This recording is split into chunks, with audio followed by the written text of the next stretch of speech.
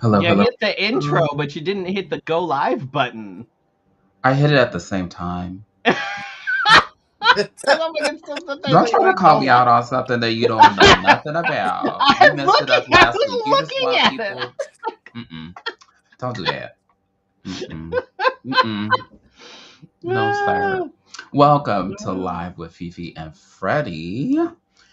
This is your Wednesday night conversation. I am Felicia Fifi Minor. And is that a Wigs of a Kind wig? I like It the is not. No, red. this is my one of my motorcycle helmet wigs that took me Oh. way too long to turn into these fucking spikes, but it's fine. Okay, you could tell us later, I guess. And you may have noticed we haven't had a guest in a long time. But, down here, we have Riley Poppyseed down Yes. there joining us Why do we tonight. not have? Where is our? We need sound effects. I don't understand why we don't have sound I'm going effects. to let you do that. Go ahead and. I feel like we at least need like applause and like booing or something. Like I feel like we need, but I don't understand why we don't have those things. Boo. No, Not a no. gay ghost. Boo. There's got to be a way Boo. for me to. I'm gonna have to figure that out. I will figure that out. Damn it. I leave that to you because every time I try to figure out new technology, it breaks while we're on air. Not while we're testing it, while we're on air. Right. So Yeah, that makes sense. I don't want to do that. So we have Riley here tonight, and then we are talking about creative block. And then so much happened in the news. Yeah. Yeah. Hide your wives, hide your kids. It's terrible out there. So I don't even have a question this week because I thought this week was too heavy with all of it. Mm-hmm. All of it. I was like, mm-mm. Yeah, it's been making me real depressed and more than anything, real angry. Especially with like ICE, they have made their way. I live in a red state. I sadly live in Ohio. So ICE is everywhere right now. We like have a whole bunch of protests and like my city is so cool sometimes because when bullshit like this happens, they're like, well, let's fucking ruin ICE's life. So people that like found where they're staying at in hotels, and there'll be like parties where everybody goes to the hotel and just plays hella loud noise and honks their cars all night. Oh wow. Yeah, like my city goes full out. That's yeah, fucking fantastic. Yeah. Whoa. Yep. And protests and everything. And I've been meaning to go to a few protests. With with like, because I have like I actually tore my ACL a while ago, and so with the cold weather, it's really making it hard for me to walk for a long period of time. Oh, is this a common thing among drag kings? Tearing ACL.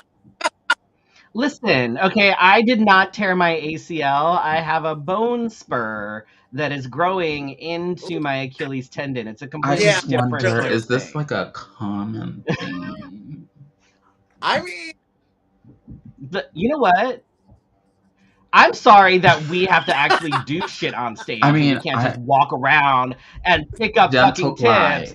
And like, we actually have to work for our fucking money to make half the amount that some like, yeah, no, that's not how we roll. We have to work twice as hard for half the recognition and half the fucking money because, That's also why I'm like wearing such a nice outfit to show that like drag kings can look fucking incredible. Because we do have to work twice as hard. And I was like, if I'm gonna be on a live stream representing drag kings, let me not put on a t-shirt and right. I do have sweatpants on, but hey, we don't talk about that. That's okay. Talk about it. I got pajama pants on. I have no pants on at all, so you're welcome. Like, oh. And we hope to God that Felicia doesn't have to stand up at any point during the I mean, I wouldn't be mad if she live did stream. stand up. That's for Patreon. That's for Patreon. Respectfully, of It's for course. Patreon. Oh. There you go. Hey. Who's Patreon? Anybody's at this point. Anybody's. Anyhow, let's do some housekeeping. We like to thank our patrons. See? You can join our Patreon community by going to patreon.com/live with Fifi and Freddie. We like to thank our patrons: Bill, Brandon, Cassandra, Chris, and Michelle, D, Drake Jensen, and Michael, Casey Starr, Carrie and Corey, Joan, Laura, Madam Askew, and the Grand Arbiter, Nicole, Patricia Mason, and Shannon. Yeah. See you again. Applause. No applause. I'm gonna. I have sound effects. Wait for you. And a huge shout out to Wigs of a Kind for supporting us this season. This is a Wigs of a Kind wig, circa. It's a few years old for sure, but they hold up well. I will say they absolutely hold up. That was depending on how I feel, but nonetheless. Oh, but Marissa's having a sale, so if anybody needs hair, go check out Wigs of a Kind on like the Facebook and stuff, because she's having a sale. Wigs, and she does all she does big hair, she does updos, she does pageant shit, she does stuff for the masculine presenting folks. Usually when I'm wearing a wig, it's a Wigs of a Kind wig. This shit is not Wigs of a Kind. For more than 10 years. That's all I'll say. It's not like I'm just promoting somebody that decided to support our podcast. We've been knowing her for a long time. I just realized I 100% did not fill out anything. What did I do? I haven't. Anyhow, if you want to support us, you can message us or just send us a blank check and we'll fill it out and we'll take care of the rest. Don't worry. Just blank check it. Figure it out. It's fine. We'll keep calling the merchant services to see how much the balance is. It's fine. We'll do the work. This weekend, are you trying to figure that out right now? Yes, I was looking at my calendar. I was like, what did I? Because I completely forgot that we did cat bingo. Whoopsie. I'm old. I didn't fill it out either, to be honest. I'm like, and that's literally, but it was so cat bingo was interesting this time around. Start, I will. It was fun. We had a good crowd. It's fine. It was a good crowd, but also my oldest brought his girlfriend, so that was fun. And my daughter's friend was there, and she didn't realize that it was our event. She saw my car and then texted my daughter and was like, is Freddie downtown? But we're like on the and my daughter's like, when you buy tickets, we're not on the little thing. I don't even think we're mentioned in the description. I don't think. Well, it's possible. I don't know, but it still her friends don't see me in drag, so they know I do it, but putting two and two together often doesn't. You know what I mean? Because but she's the only one of her friends that's 18. So she was like, "Oh my God, I'm totally going to cat bingo," and I was like, "Yeah." And my daughter was like, "Yeah, that's." So I also want to say that it turned into a Maury Povich / Jerry Springer kind of moment, because then exactly. I see that's the fucking fireworks. So then your kiddo decides that he's gonna tip us / bribe us / let me win / let me slide. Can you just call out my numbers? Let me be clear, there were other people tipping, but not as well as him with his $2. Oh yeah, it No, started with $1. It was and $1. It was $1 because my daughter's that's friend right. doubled it Yes, and put in that's how another it turned dollar. into. and then more, but doubled at least his $1. Yeah, no, I was like, bitch, you work, you're a manager, your girlfriend is a manager. In fact, you have 2 gigs. Like, what the fuck? He's like, I'm gonna tip you this $1, and I'm like, I don't know what you think that's gonna I get was you. like, oh, that $1. And then he tried to claim the older women that were sitting, like he was sitting at a table with 2 other women that he didn't know, but they like tipped us better than that. And he was like, but collectively, I'm like, no, not collectively. You don't know them. They like, are not your people. You don't get they to were like, but jump we on can their claim him for bandwagon. the That's not how that evening. works. I was like, no, ma'am, don't get involved in family matters, okay? Because this is not going well for you, okay? We need you to cut ties before they get, I don't know. And then their car got booted. Not my sons, but the women that they were sitting with, remember? Well, we don't know them, so. No kidding. Well, if you're watching, we hope your car got unbooted. Yeah. Yeah. Sorry. We have disclaimer, we have nothing to do with that. We don't know anything about it. We just show up and host the gig, so not responsible for parking or validating. Stepdad needs to teach him better. I teach him plenty, thank you very much, and tipping $1. That's like 50 cents a were piece. They texting you? Because he I knows. heard threats of, I'm going to text mom, and then I heard... Oh, no, I texted her first, before, like, I was like, no, I'm telling. He's like, I'm going to tell mom. I'm like, no, I'm going to tell her first. So, yeah, no. Am I welcome? Am I welcome? I'm just kidding. No, you're already here, and you literally live here, and you never come like hang out. So no. Well, we know the reason. Anyway, I think that you need. And I wasn't really talking about her ADHD. So, for those of you listening on the podcast, my partner says that both our son and her friend told our daughter at the same time that you were talking about her ADHD. I wasn't talking about her ADHD. I was talking about her being gifted because the folks at the table next to us were talking about how one of the women over there were smart. And I was like, look, being smart ain't all it's cracked up to be because my daughter is gifted and struggles with unloading the dishwasher.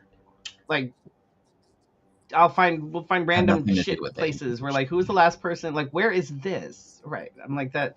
She just puts it somewhere because I'm like, so being smart is great. Works out for everyone. But also, anyway, so it was fun. We had a group that was sitting closest to the table. They were fun, to say the least. And I couldn't tell who was who with who, but they were like, yeah, she never gets it. And I think the gentleman sitting at the head of the table, like the end of the table, was with the woman to his. Yes, he was with the woman on his right, and then the smart woman, and then the other dude.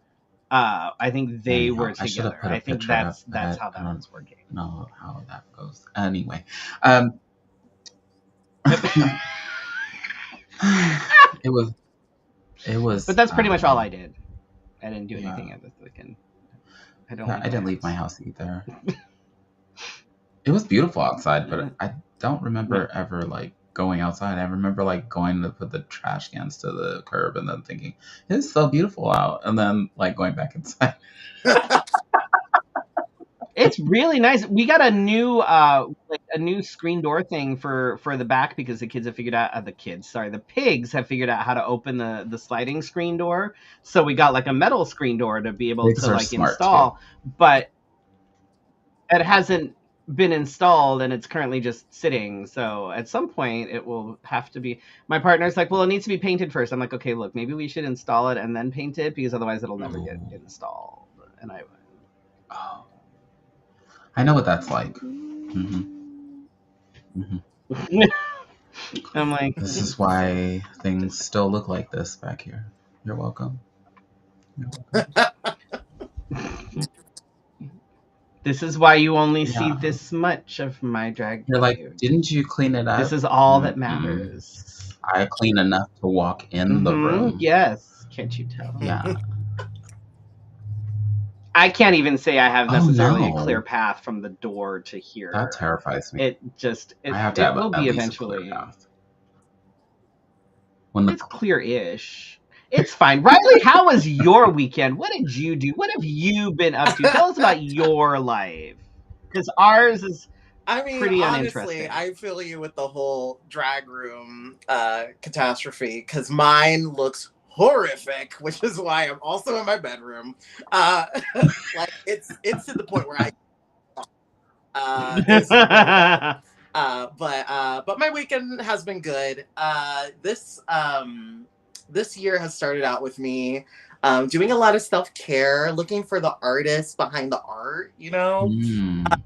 So I've been chilling for a while. I actually won a pageant like 3 years ago, and they had like a pageant on Sunday, so I had to go as a performer. 3 years ago, I won a pageant. How many years? It lasted forever. It did last forever. How many years ago was that? A long time. 2019 is when I won mine. And then I kept it forever because of the pandemic. Yep, I was wondering if that was part of it. How many years did you have to stay? I didn't step down until 2021. Okay. No. Jeez. 22. I thought it was 22. No. When? I think it was 22. You had it for a long time. God, I don't remember. I did. I had it. I think it was 2020. I had 2021. God, I don't even remember anymore. All I remember is that it gave me fucking COVID. Whoa. So fuck Arkansas. That's like I managed to get through the entire fucking pandemic unscathed, and then I went to Arkansas. Same thing happened to me. I didn't catch COVID until like way after. Weird, but yeah, my weekend has been like pageant filled and just like taking care of myself outside of drag. So it's been pretty good. Self-care is the best care. So I've been very happy. Oh, amen. Amen. Yes. I will second that. I will absolutely second that. One, like that, and that actually kind of leads us into my tip for this week. Let's do it.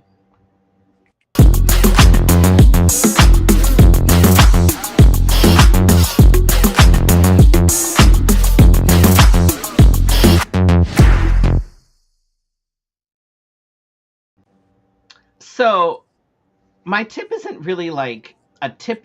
It's more like I wanted to have sort of a discussion since we've got Riley on, and you know we all deal with this like creative block crap, you know, and it's like in every artist, doesn't matter how often you perform, it doesn't matter, you know, whether you are a national title holder, whether you know perform regularly or only once in a while, like everybody deals with this creative block. So I would like to kind of talk about the creative block or even the burnout that we experience as performance artists, you know, and like that lack of motivation where it's like, I really should do this thing, but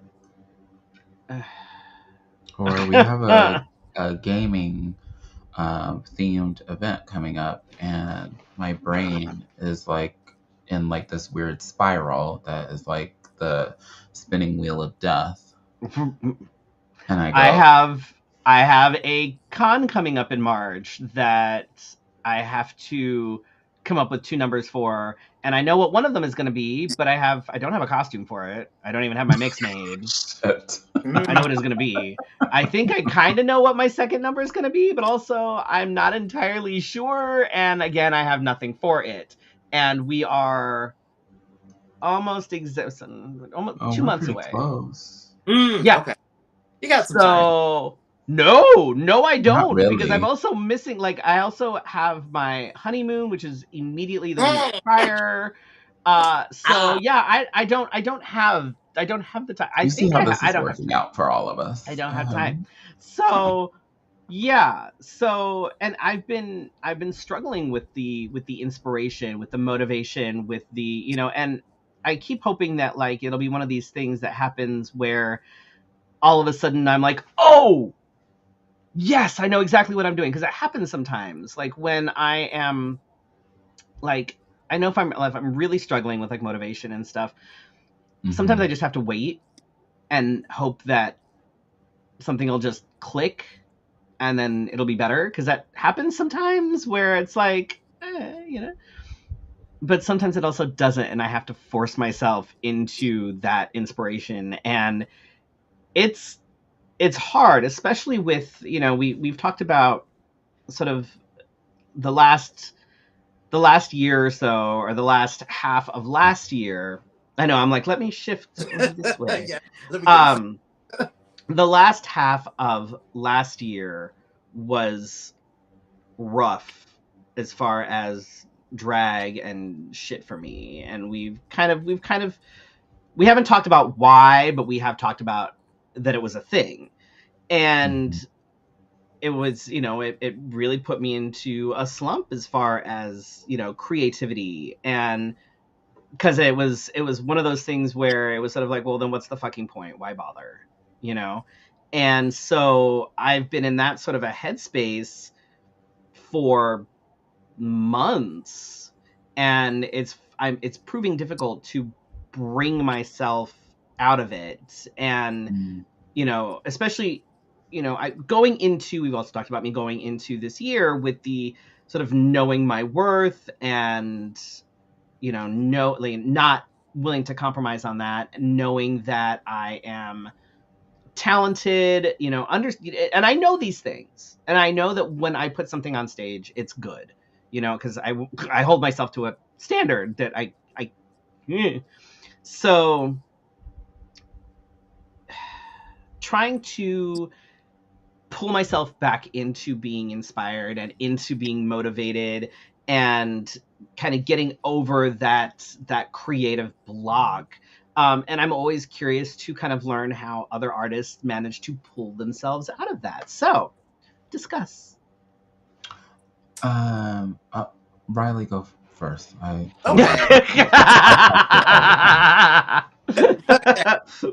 So recently, I was also in a creative block. I decided that I was going to look out for myself in November and take a drag break. Cause it was just for the past 2 years, maybe even 3, I've been just doing drag nonstop. During that time, I was doing drag full time, traveling the country, everything. So I was like, I'm giving myself a break in November. So I did that, but then as I was on my break, I was starting to make more friendships and connections with people. And I was like, actually, I kind of like not doing drag right now. And it honestly wasn't until this weekend, when I was because I had also been in a funk, because I was just so out of drag, and drag wasn't in my head at all. But then I was like, oh, I have Black History Month coming up next month, and I need to come up with new things, but I don't know. I was like, I don't know how to even start. So honestly, after going to the pageant and seeing a different type of drag, and just seeing because it was for a mixed title, for non-binary people, but there were a lot of alternative performers there. And for their talent portion, it was a good variety of everything, classic dancing the house down drag, nice. Horror drag, There was somebody that tap danced on roller skates. Like, it was... Oh, shit! That is fantastic. Insane. I need the video of that. And that really inspired me. And like, and I also like went to an art museum recently, and I learned that, like, for me personally, when I'm in a funk, I need to go see some kind of creative, cool, unique art form. Whether it's visual art where I can just look at it on a wall and be like, this art looks so cool and different. Or if it's me going to, like, I don't know, a comedy drag show where people think outside of the box. Like, that type of stuff inspires me because I am kind of a quirky weirdo with my drag. So when I see that, that inspires me. And like, after this weekend, I was like, okay, now I have the inspiration to like do these things and come up with these cool, weird costumes and everything. So art inspires me to create art. I get that. That happens with me sometimes too, and it depends on where I'm at in my funk. Like, I'll go and either, you know, it'll either be going to a different drag show because I don't get out much because I am old and drag shows start late, and I'm like, oh my god, it's the same shit that I see all the fucking time. You know what I mean? Like, it's got to be something that really piques my interest for me to want to go to a drag show these days, because otherwise I'm like, it's the same 5 people doing the same shit that I always see. Or they and like, even if they're doing again that you saw the last time, and even if they're not doing exactly the same number, it's basically the same number with a different song. You know what I mean? So it's like, I'm like, I don't enjoy predictable drag. Like,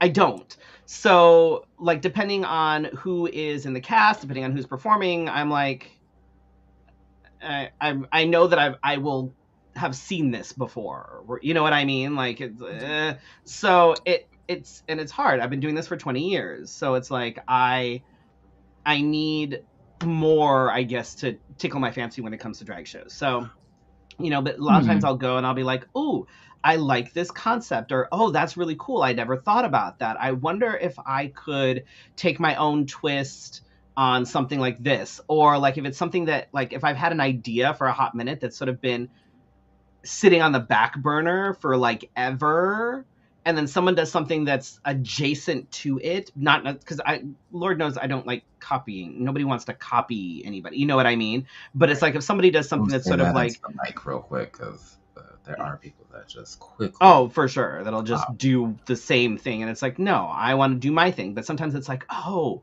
that's a really cool idea. Okay, so my idea was this. Okay, now I see how I can do that. You know what I mean? So it's like, okay, so something to kind of kickstart it, to, you know, hot wire shit something. But I also have to be in the mood to like go to a drag show or leave my house for any reason. And like with the con coming up, usually just the theme itself is enough to kind of inspire me and stuff. And this year, because of shit that happened with other things last year, it's been really, really hard. So do you find it to be a traumatic response? Like a PTSD? Absolutely. Because when... Without details, please. Right. So, you know, something happens and it gets, you know, when you're like, well, fuck. And you just sort of shut down, and you're just like, well, what's the point anyway? Or, you know, why do I even bother doing this? Why do you know what I mean? Even though this con is something that I enjoy and I have enjoyed, and it's something that I love doing, but it's been hard. Now, the one number that I already kind of have the concept for is, there was a song that popped up on my Spotify. Oh, I love that. I'm like, I don't even know what the fuck this is. I was like, what is this? And I would like Shazammed it so I could see what the song was. And I was like, ooh. And knowing what it was and listening to the lyrics, I was like, oh, I totally gotta do this thing. Of course, again, concept, no costume, no anything, but at least the bare bones is there, and I have to figure out what starting point. Right. And I have to figure out what else I can mix in with this song, because the song itself is really short. So I'm like, no, I need to make it better and bigger. So I need to do something. But at least I have that. I'm not sure about the other portion of it. I'm like, I have to do one more number. And I'm like, well, I have this mix that I guess I could do. If I tweaked this thing and made this costume here, okay, I guess I could do that. So it's like it's starting to kind of but I don't have a lot of fucking time, so I'm like, I'm like, I need this to be faster. Like, this slow burn is not working for me. Like, I'm trying to get the flames going, and it's like you have one little like piece of charcoal that's just like, and I'm like, no, we're not smoking here. We're not smoking. This is not a low and slow. This is like, I need to get a sear on. So I need y'all. I need to get the flames going. Like, I need to, this low and slow bullshit is not going to work for me right now. Like, I need to. So it's tricky. It's rough. I would say definitely understand both turns. Your turn, their turn. Ugh. But I feel like I am creative by force, because technically I do this for a living.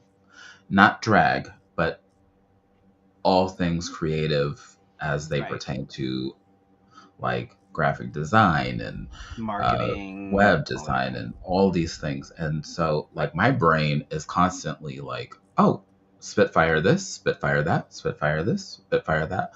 I write a lot of things down.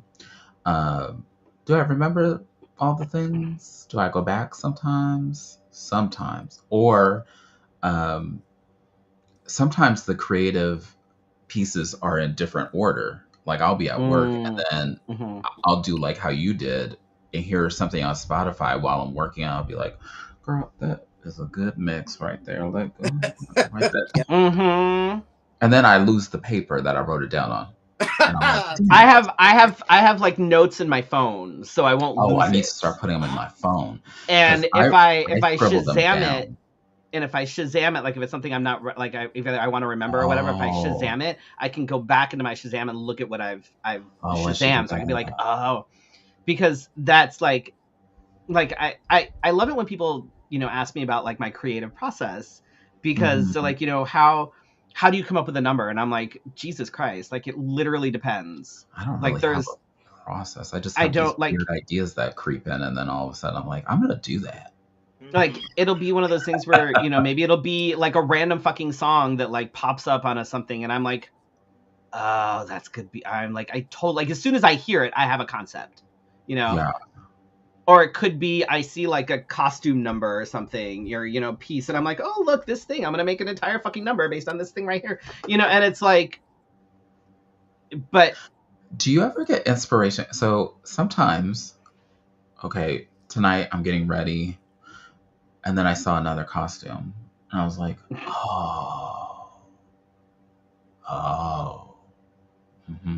keep this one right here. Keep this costume right here. You're gonna do it. You're gonna do it. And then I never get around to it. But like,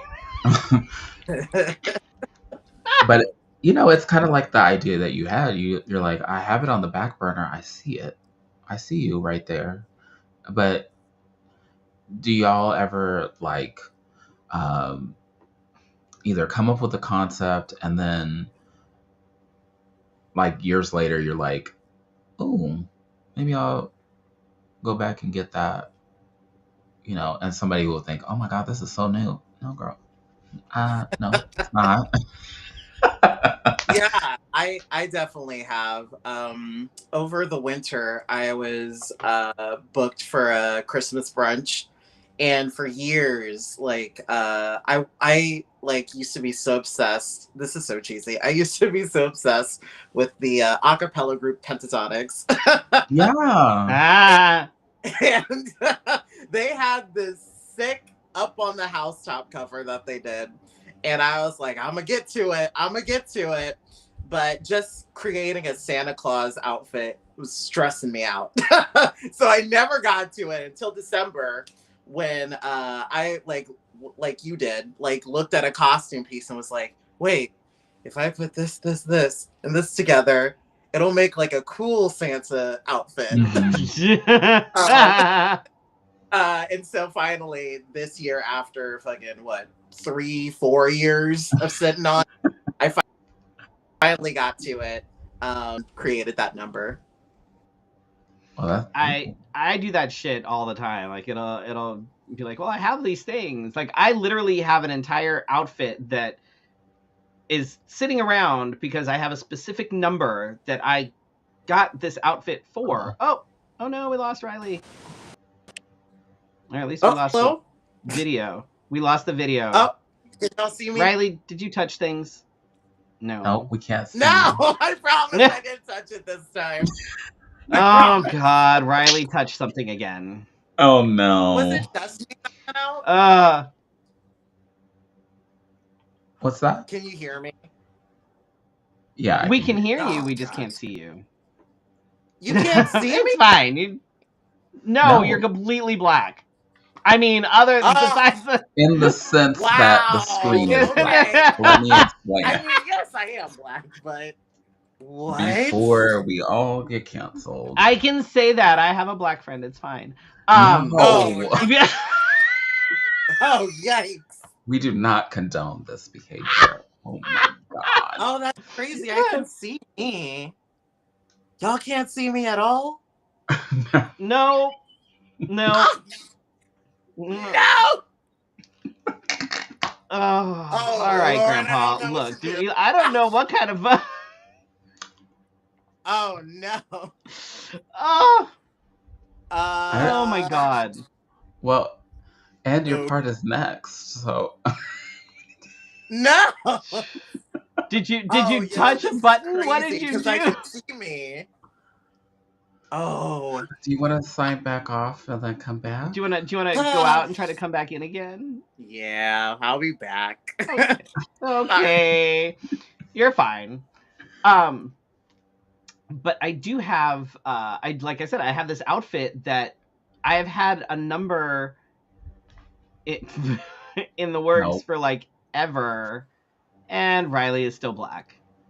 I mean, no way! It looks like you're like sitting in a dark room.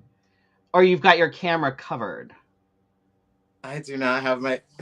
I can see myself crystal clear. What in the world? I am so sorry, y'all. I don't know what happened. You're fine. It happens why we can't all have the nice time on things. this gig. It does. It's fine. It's like, fine. People got to see you for like 10 half seconds. an hour or so. I'm sorry, y'all. So if you could try to like sign out of it completely, like close the what is it, the Internet Explorer? The app itself. Yeah, and then okay, I will do that. I'll try to make it quick. Sorry. You're fine. Take your time. We got you. Trust us. We mess this up all the time. Still talking about the outfit. Like I've had this outfit. I need to do the things with it that I want to do with it to be able to create this number that I've literally had in my head. I have all the songs. I haven't made the mix yet, but I have all the songs. I have like all the things. I just need to do it, and I haven't. I always get to the point where I love when I finish the mix, and then I'm like, what am I gonna wear now? Right. There's that. And like I pulled this out, like I was like, this is like vintage Freddy. Like I made it forever ago, and I love it. It's one of these things that I've been holding on to that I'm like, oh, maybe I should downsize. But I actually really love it because I painted it myself, and you can't really see the back, obviously, because I'm, but the back has a really cool like spine piece on it, and I was so proud of myself, and I painted it, and I want to like embellish it and actually stone the hell out of things. But when are you gonna find the time to do that? So I'm like, I've held on to it forever. This is the first time I've worn it in years, but maybe I need to do a massive purge because I don't fit into a lot of things. But I know I need to do the same. But as far as creative block, sometimes it's just stepping away that helps. I like Riley's idea of going to like art museum.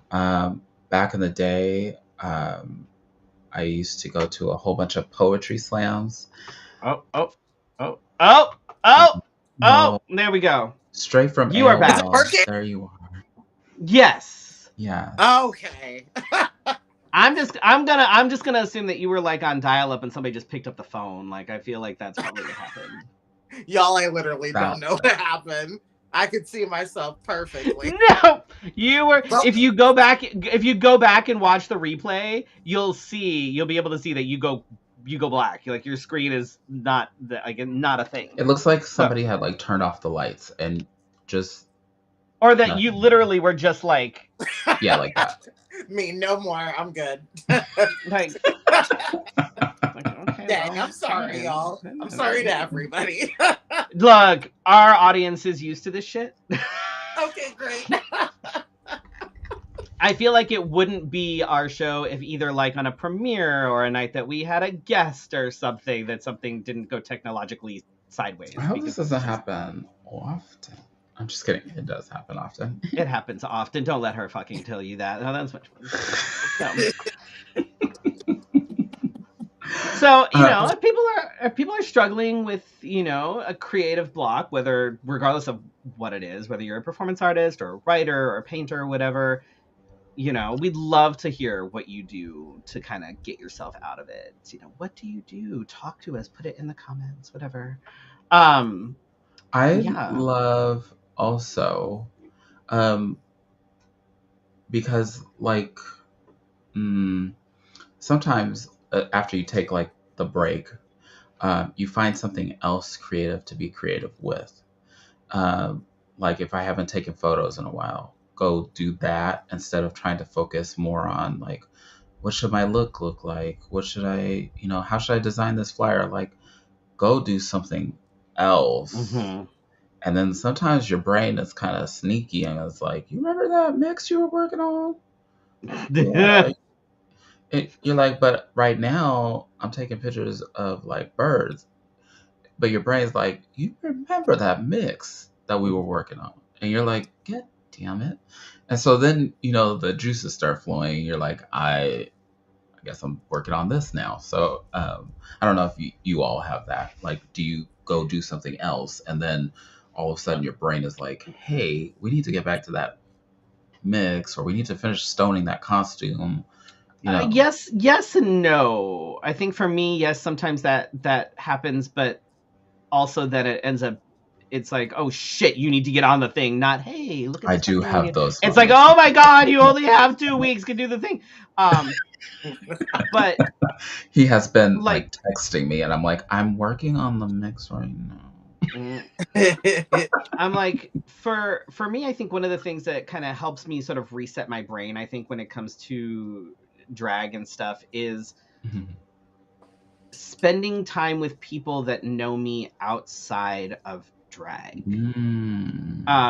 Because a lot of, and I always say that you can, like, I know who my friends are based on whether or not they know my government name and whether they use my government name. Because there are people that not know, but you do sometimes. We're weird. Like in the one sentence, I'll use different names and pronouns because that's but right. That's just, you know, whatever. But like being around people that know me outside of Freddie, because sometimes being Freddie is a lot of pressure. And that's not even like, I don't even necessarily do a lot. Like I don't perform a lot in like bar shows and, you know, stuff like that. But it's still, because as Freddie, I'm more public facing than as me. So being out and about it's like you always kind of have to be on, and you always have to, you know what I mean? So being around people that know me outside of drag and know me outside of Freddie is really nice sometimes, because I don't have that pressure, and it gives my brain a break from being on, and then I'm able to kind of be like, you know, talking about random things, talking about theater. I have a lot of theater friends, you know, which, so we you know, talking about theater, talking about this, talking about that, and then a lot of times something will click, and I'll be like, oh, I could totally do this thing based on a conversation that we were having or whatever. And it's because I'm not dealing with the pressures of being Freddie in that moment. That makes sense. So Riley, do you feel the same way, or because you said you travel a lot? How do you like I miss traveling recharge for that? drag. I'm just gonna throw that out there. Recharge the creative battery when there's so much, like Freddie says, like the pressure of being performative. Like, Yeah. That's a good question. Usually with traveling, luckily, like you can just do the same number and people won't know because you're in a different place. Until the pictures come out, and then I'm like, bitch, I see. You just did that fucking number. You did it twice, in fact. and would do it again. Yeah. I mean, Taylor Swift has been touring for like 3 years and singing the same songs in the same order and getting paid lots of money. If I was a billionaire, then I'd do whatever the fuck. But I feel like she has a little more leeway there. Yeah, but it definitely does help when I'm given themed shows, because that's a good theme.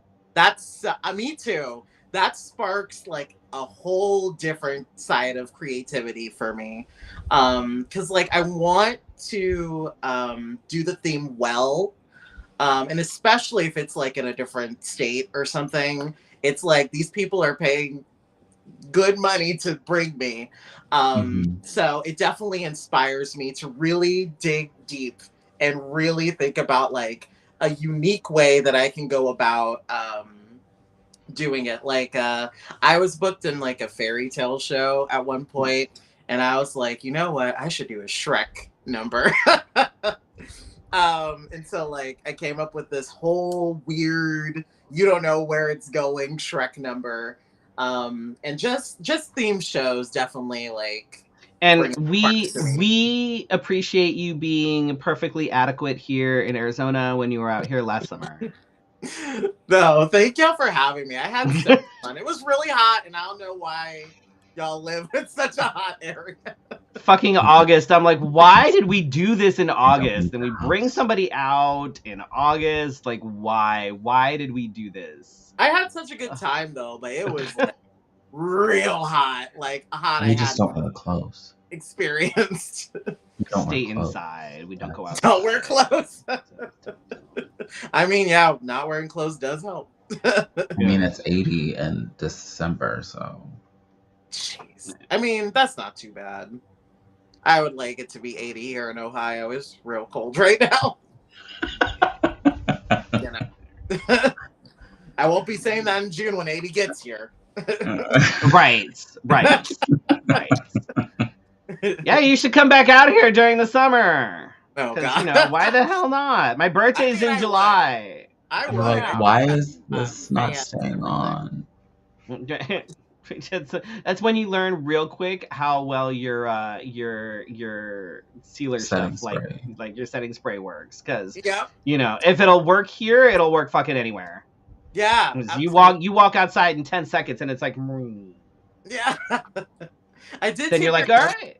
I did take your note though when I came to visit y'all, because you said that you like double and triple like setting powder on your face. Setting powder, then setting spray, then the gotta be glued hairspray. Yeah, and I was like, wait, Freddie's onto something because this bitch ain't moving. So thank you for that tip. You're welcome. You're welcome. So speaking about having you out, let's actually shift over and let's talk to Riley. We're gonna make you big now. So give us a brief sort of who are you? What do you do? How did you get to this planet? Right. We like to make sure that everybody talks to you. We're gonna do all this other shit first, and then we're gonna be like, okay, now tell us about yourself, because whatever. Wait, so is this I'm telling people about myself? Is that what? Yes. Yes. It is now you. That's why you are the big square. Oh, perfect. Context clues. I should have seen them. But hi everybody. My name is Riley Poppyseed. Okay, they've gotten that already. You can skip that part. We like okay. That ship has done sailed. This is an interview, promise. Right. Like you won the pageant already. Touche. So about me. From Columbus, Ohio. Me trying to think of my bio and how my bio goes. I traveled all over the country. I was on a show. Don't watch it.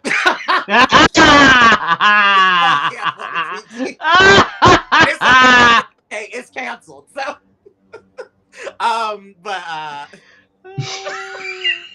I know a few people that were on the same show, and wow. Wow. Yeah. But I was the first Black drag king to be on any competition show. And I was the first drag king to make it to the finale of that franchise. And didn't win. But that's okay. What else? It didn't sound like it was okay though. Oh no, it is. I still travel, so it's okay. Right. But anyway, let me think. You are a producer. You produce things. Oh yeah, I was going to get to that. But I'll go ahead and jump to it. Yeah. I'm like, I don't know. You look like you were struggling. I'm like, let me help you. Oh, thank you. I appreciate that. But yeah, I'm a producer for Thrust Fest, which is a drag king festival. Produced by me, Camp Wannakiki, and Throb Zombie, who was on Dragula. And we actually made an announcement today that we're having Thrust Fest in Toronto, Canada this year in July. And if you are a drag king, please feel free to apply. And or if you would like to volunteer, we also have apps open to volunteer too. You can go to thrustfest.com to apply. It's a really good y'all talk amongst yourselves. I got something to do real quick. Oh, okay, bye. But yeah, please feel free to apply. We're going international. We're trying to bop around every which way. So we'll be in Canada late July. And yeah, if you enjoy what you're seeing and you're new to me, please follow me on Instagram at Riley Poppyseed. And I'm trying to do better with TikTok. I have a few TikTok videos out, but you can follow me on TikTok too, at Riley Poppyseed. Yes, the quick infomercial version. I love it. So you being the first Black drag king, and I would say that, so I have been looking forward to He's not the first Black drag king. Oh my God. You should know your history. He knows what I'm talking about. On the show. I stopped because I was saying I was looking forward to you being on the show. If you're minding your business, I'm texting my partner to ask her if I can go to Toronto in July. Oh, please apply. Toronto. Because I have a passport. Perform again. TBH. Okay. So, like I was saying, first Black drag king on the said show. How important, because we talk about this often on this show, is how important is representation, and how do you see yourself supporting other kings like you? Yeah, so representation is so important. And I think it's important, to have like BIPOC individuals on TV shows, and just in your cast, in your local venues, plus size people, people with disabilities, all that good stuff. It's because for me personally, when I first started out, I didn't realize that drag kings were really a thing because it was just to see a drag queens.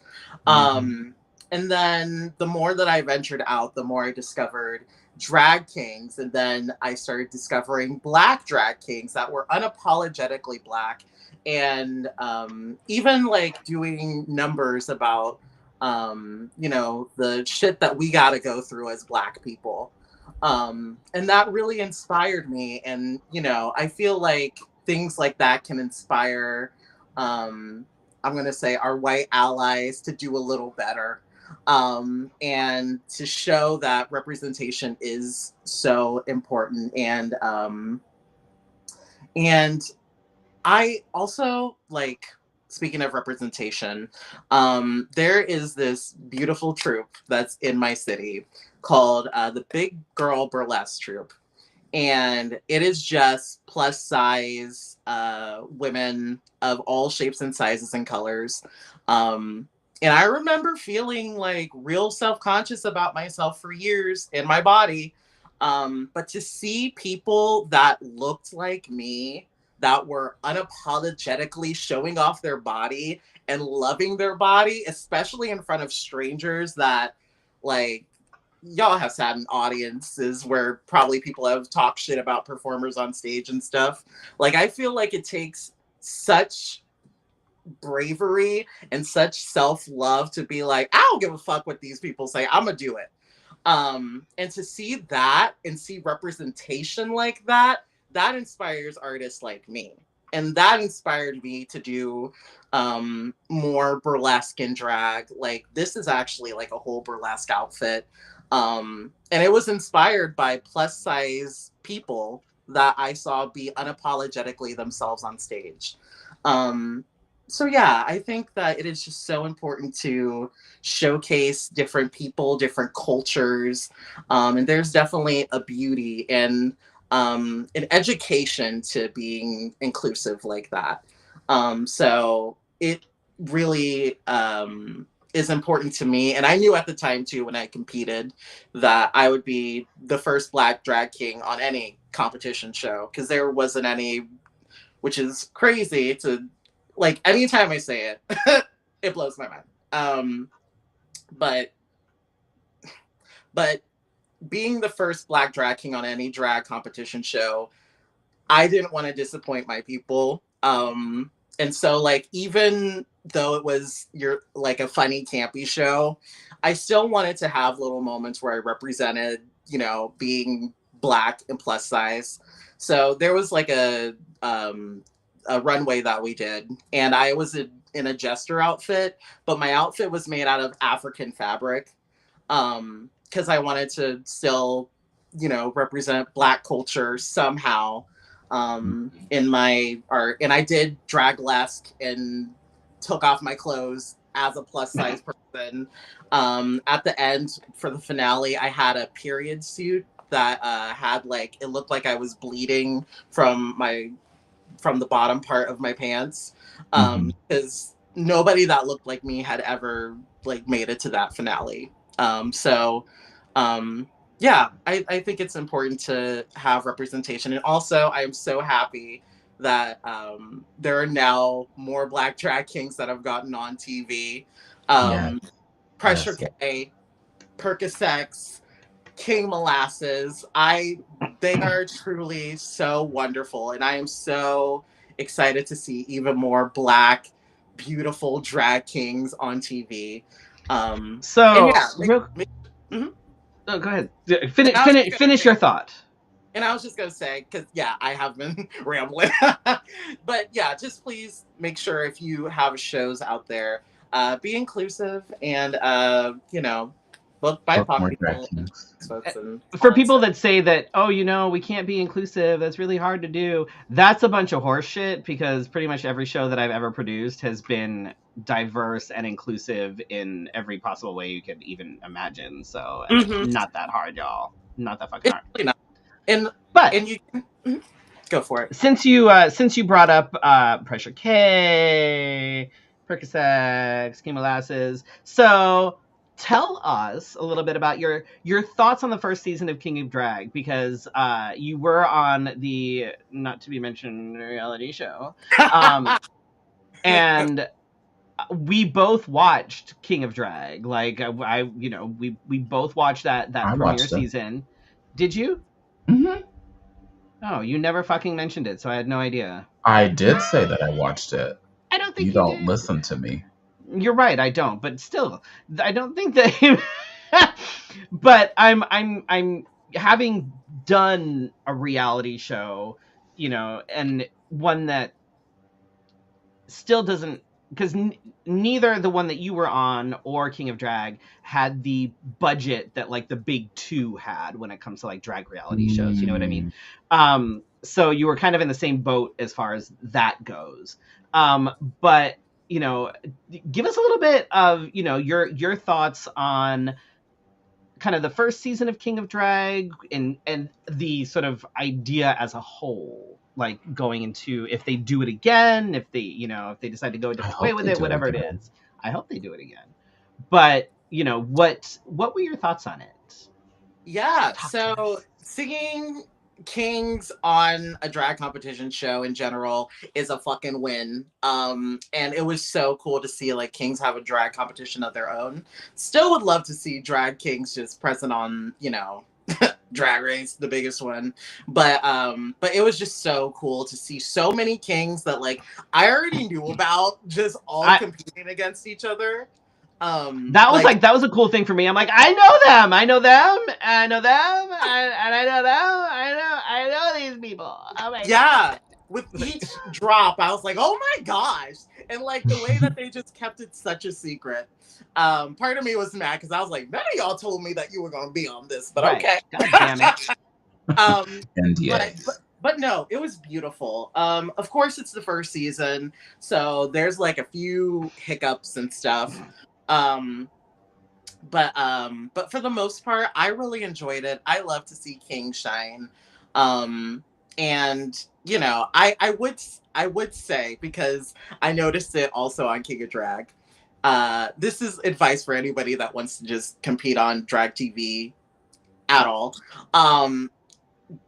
Before you even apply, talk to yourself and make sure that you're mentally prepared to go through probably 2 or 3 weeks of doing drag and being critiqued on your drag and how it looks and their interpretation of it. Just remind yourself that you're good at drag. Lord knows there are people that would not be able to handle that. Their egos are too fragile to understand that you literally signed up for a competition. And this happens when people get into pageantry too. Like they get into pageantry, they get into things that get, judged, and then they're like, well, I didn't fucking win, and blah, blah, blah, blah. It's like, you're right. And I can tell you why you didn't win, but you don't really want to hear it. Like, I can tell you why you got the critiques that you did, but you don't want to hear it. All you want is the people around you that are like, oh my God, you're so hot. Yeah, you just have to mentally be prepared for having your drag critiqued and for long hours. Because that was something that I also noticed with some of the contestants on King of Drag, especially if you plan on making it to the finale, you get no breaks. You get dragged early in the morning to late at night. So just if you want to do that, think of if you're going to make it to the finale and think, okay, can I really do drag from 7 a.m. to 3 a.m.? Is that something that I can do and not have breakdowns? Or if I do have a breakdown, how am I going to handle that? Right. Can I make it good for TV at least? Like, if I'm going to break it down, can I at least, like, if I'm going to have a complete fucking meltdown, can I at least make it good for TV if nothing else? Like, oh. Yeah, but overall, I loved King of Drag, and I'm so happy that those kings are thriving. And, what did you think of, some of the challenges? I'm trying to think back. Because I thought, like, some of them, I'm like, some of them I felt were kind of like. The first one I didn't like. I didn't like that. It felt like kind of amateurish. Well, I didn't like that they were still in their like entrance looks, and they still right. got judged for their entrance looks after dancing and being Right. there all day. I didn't like that Yeah. boy band they just had on mesh shitty Right. jerseys. It was like, but it was, for me, it was weird because it was like, on the one hand, it was like some of them I'm like, okay, this is kind of pedestrian. Like, really? Like, we're better than this. But then also, it seemed like sometimes they were asking them to do things that no queen would ever be able to fucking do. Like, for the first challenge with the boy band, like you're gonna seriously make people come up with lyrics and choreography in, what was it, 30 minutes or something, like an hour? Oh like yeah, it was time. I'm like, you would never ask queens to do this, because the queens would be like, fuck you, there's no fucking way. So it was like, why? Like, they're still in their entrance looks, you're putting them in like weird jumpsuits or whatever, like now everybody looks like a cult, and you're like, the ask is something for like for the first challenge, the ask is something that is so like you literally, most queens could never and would never, you know what I mean? So again, it kind of they had a similar challenge on Drag Race, but you don't get 30 minutes. You get like maybe like a full day or something. But right, like it was like the fact that it was so little time, is that was one of the things I was like, because I think it was like an hour. It was something like it was like short. Really short, and I'm like, so you want them to create lyrics, remember the lyrics, and choreography in this like short ass amount of time? Like, that seems like a really big ask for the first challenge right out the gate. Like, that's what I thought. Like, that seems a little like, and then you're gonna, like, I don't know. It was some of the, I'm trying to think of some of the other challenges that some of them where I was like, huh, that's interesting. And I feel like that's something that, it was almost like they were out of order. It's something like there was some, like it was like, sometimes I was like, oh, but this person, and I wish they would have either a rubric or something for the judges. Yeah. Because there were a couple of times when they literally said, well, they didn't complete the challenge, but then they won the challenge, or they were safe. And I'm like, but they didn't do it. Yeah. There were definitely like a few hiccups there, but it's also the first season where it's like you're learning, you know. So I try to be lenient towards that, but overall, like, I enjoyed watching it. Like, I really liked the horror episode. Yes, the one I really enjoyed, and just also I kind of like that. Well, I really enjoyed the finale between Dick Von Dyke and King Molasses. I was like, I was hyped watching that, because it was just like different gags that just kept happening, and the way that they're drastically different. Right. And they were still both entertaining. Yeah, I lived for that. So I have a question for the both of you. Yeah. How would you? Okay, so I didn't think that sometimes the judges' critiques were like, you know, direct enough, because you know how like I feel like you know, like you can feel that like niceness, and they're like trying to be something on TV, and I'm like, no, tell them how it is. You didn't like it, like. But how would you have judged the first season? How would you have been a part of the judges panel? That's a question for both of you. Whoever wants to go first. I love judging like pageants and shit. You know I do. I scare people, which I think is funny. It's just because I have like RBF and I don't give anything away on my face. But like having, I like being able to judge things like that because it gives me an opportunity to let people know where they can grow, which is sort of the point of putting yourself in a position to be judged. Understanding, of course, that judging is purely subjective, but again, if you have like a rubric to kind of go by, it's a little bit easier. Like it's still subjective, but I think it gives you a little bit more objectivity. You know, there's certain things that you did not do or you did do, which is, you know, whatever. But like I don't know, I would have enjoyed it. I like doing that sort of thing because, you know, regardless of whether somebody is on a reality TV show or not, there's always room for growth. You know, and like nobody is perfect in their drag, nobody is perfect in their execution, nobody is, you know what I mean? Like there's always room for growth. And I think that, like, I don't know, I would have liked it. I would have, but I've judged, obviously not reality before, but I've judged plenty of pageants to know, to like be like, okay, well, this was the challenge. You did this, however, you fell short in these areas when it came to the actual challenge.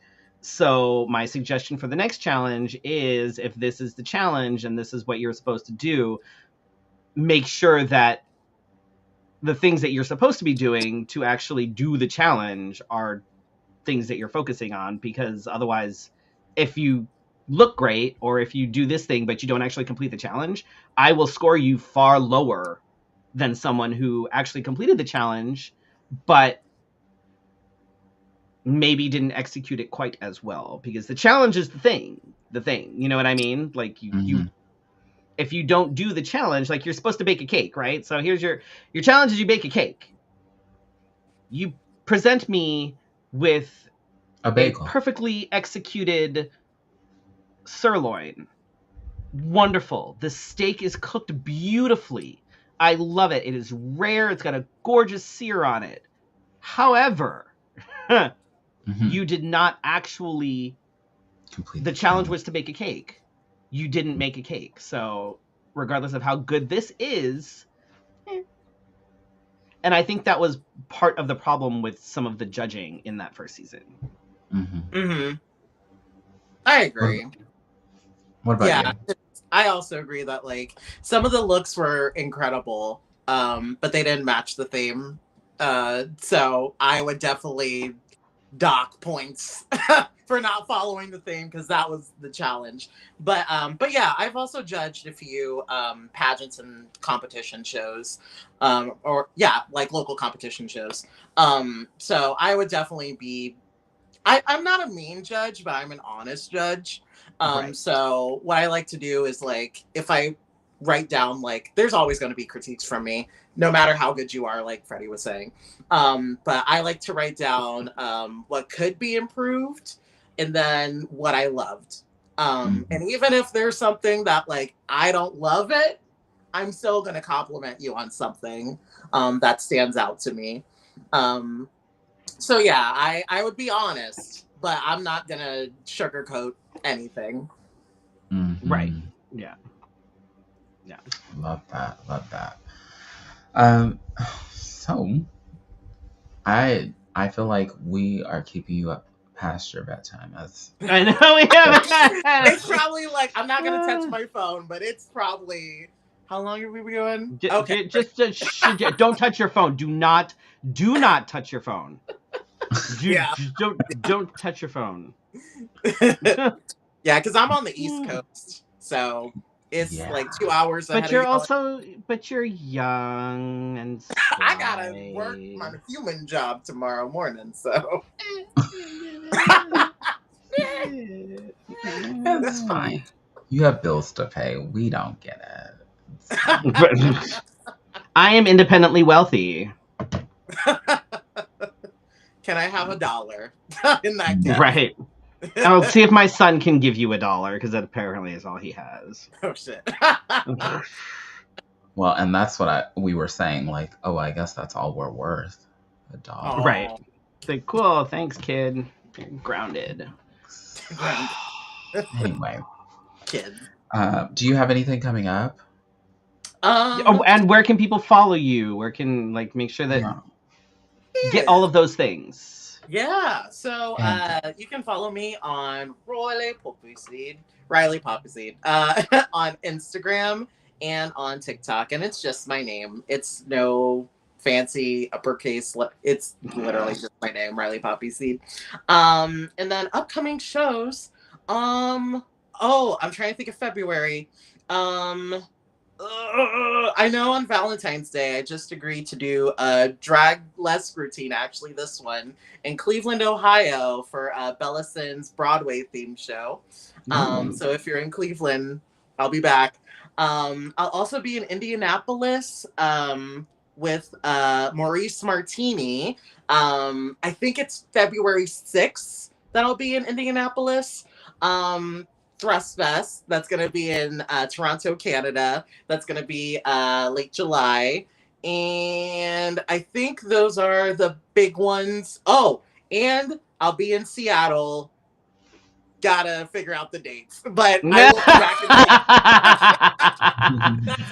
back in Does Thrust Fest have the social media and stuff so people can go check out Thrust Fest and follow, all the things that are happening there? Or is it just the website? Yeah, it's we're also on Instagram. It's at Thrust Fest. And we posted reels of the festival last year, and we have a whole highlight of classes that we did because we offered King classes and just different classes on how to create masculine costumes, Q&As, all different types of stuff. But you can also check out our website at thrustfest.com. If you go to thrust.com, we cannot guarantee what you may or may not find. Don't do that. Wait, let me type that in. I'll be right back. I mean, you could do it, but I don't understand. Thank you, Riley, for joining us tonight. I know it's late, and I know we kept you up past your bedtime, but we really, I was tickled that we get to have you on as our first guest this season. When we started talking about guests, and your name was right off the top of the bat, right off the bat, I was like, we need to get Riley on for sure. So I appreciate you joining us, even though you apparently don't know how to work your phone. And that's fine. That's fine. Thank y'all for having me. This was so much fun, y'all. Y'all have a beautiful night. Great. Thank you for joining us, everybody. Make sure that you are following Riley on all of the socials. Follow Thrust Fest. Do all the things. And if you would like to, I'm going to cross my fingers because we'll see if I can put together some sort of an application for Thrust Fest. And if I make it in, if somebody would like to sponsor my travel, that would be fantastic. Oh. Yeah, please apply. Please, for me. And I will give you a good word. Please apply. I know a producer.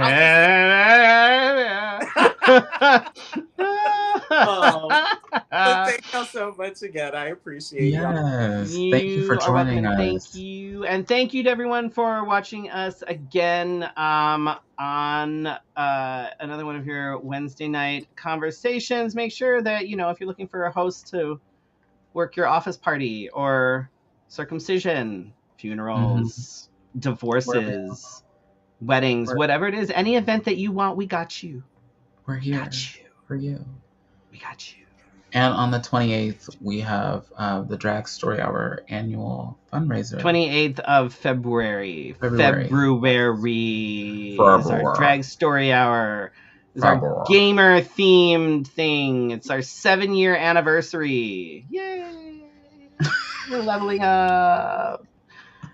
It's fine. Anywho. Good night. I'm just kidding. Riley is like, can we just sign off? Oh my god, hit the fucking outro already. This is great. Bye. Bye. Oh, you're good. You're good.